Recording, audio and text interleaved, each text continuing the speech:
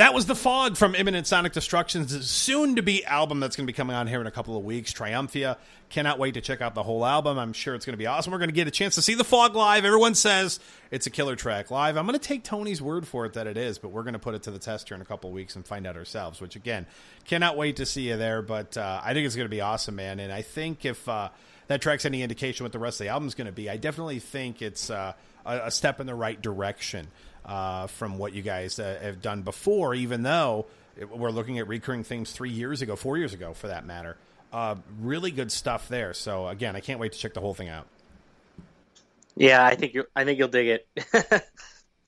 well, Tony, you had mentioned a little while ago, hearing some really good bands out there, and of course, on the show, I do my Biv's Best Band segment, where I'm always looking all over the world for the best bands out there, be it prog metal, power metal, speed metal, whatever the case may be.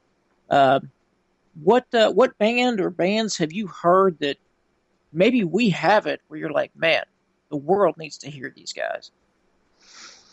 Well, one comes to mind immediately, and they're friends of mine here in Michigan, and actually they're label mates. They're called From Blue to Gray. They're on the heavier end of prog metal. Some have called them, progressive death metal. I would liken them more to bands like Between the Buried and Me. Okay. Longer songs and very thoughtful instrumentals, and actually their new album, it is a concept, so it's very good. And those guys, they're really good.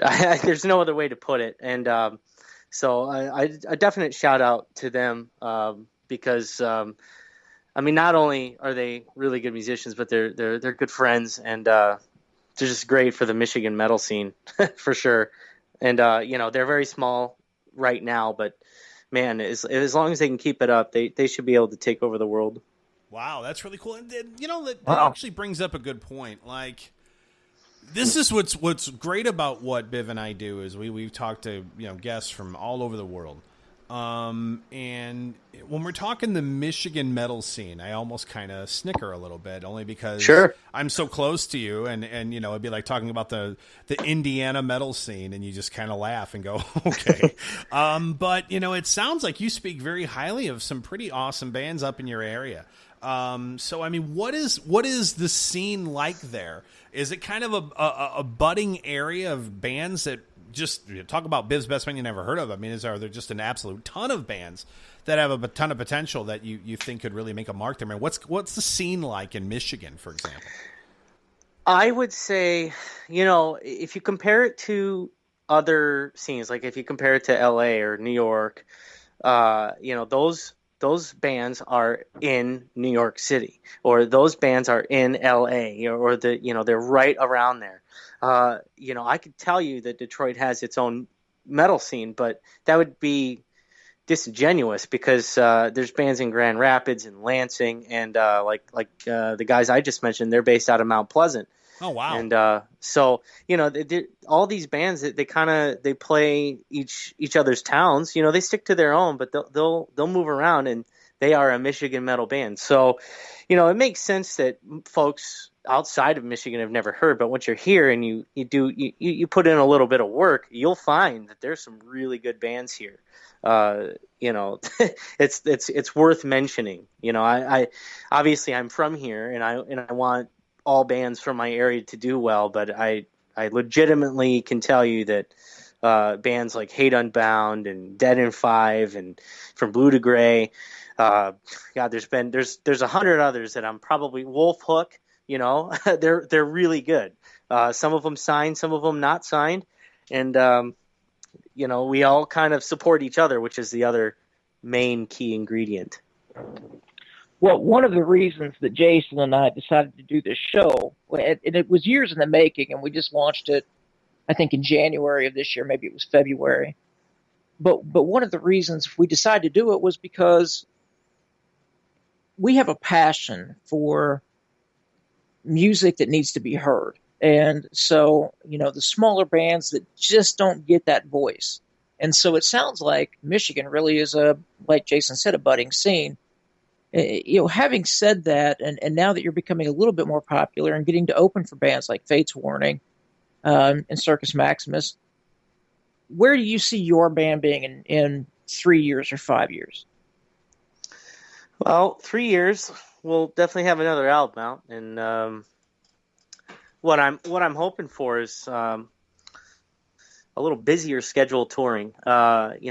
After we released Recurring Themes, which was in 2012, we toured with Pain of Salvation, and it was I think it was 11 shows in 2013, and then we toured again last year with Fates Warning. I think it was 10 shows. So what I'm looking for is us to have another album out, to sell even more copies of it than we did with Triumphia, however many it will end up being, and that we're getting busier. That's really what I would like to see.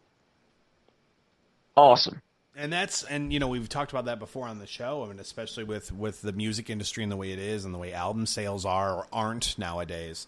That tour part of it is really the main driver that not only gets you known by more, people, but it's a revenue driver for you guys too, just to be able to make some bucks here or there, Yeah, it's all about, right now for us, we're very small. We don't really make money playing the show, but we make money being there and selling merchandise, exactly. And T-shirts and CDs and stuff. So yeah, it's kind of extremely important to get out. Well, you can count us in for at least 2 purchases of Triumphia when we see you on September 2nd, man, because that's definitely going to happen, and people will get some... Sure.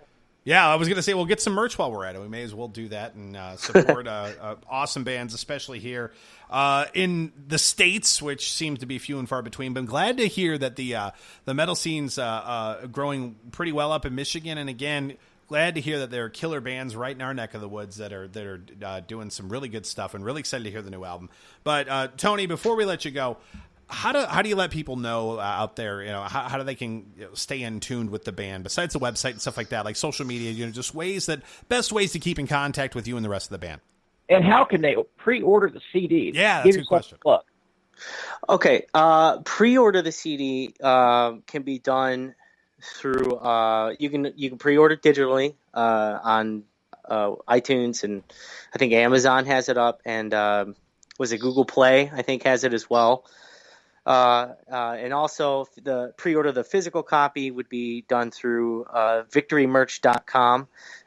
It's Victory Records merch site, but they also handle merch for our label, which is Luxor Records. Oh, cool.